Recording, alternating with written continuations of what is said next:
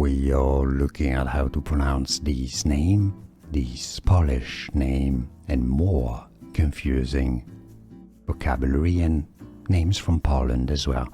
So in Polish it is said as Pawel. Okay, you see it's not an L at the end, it's often spelled Pawel in English, but that's not an L, it's a different character, it's a different letter in Polish. So not Pawel or Pawel, but Pawel, Pawel.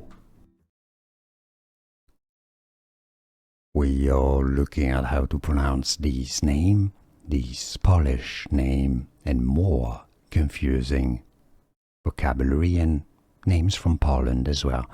So in Polish it is said as Pawel. Okay, you see it's not an L at the end, it's often spelled Pawel in English, but that's not an L, it's a different character, it's a different letter in Polish. So not Pawel or Pawel, but Pawel, Pawel. Here are more videos on how to pronounce more confusing words and names too many mispronounced. Like this video if you found it useful. I appreciate your support. I'll see you soon and thanks for watching.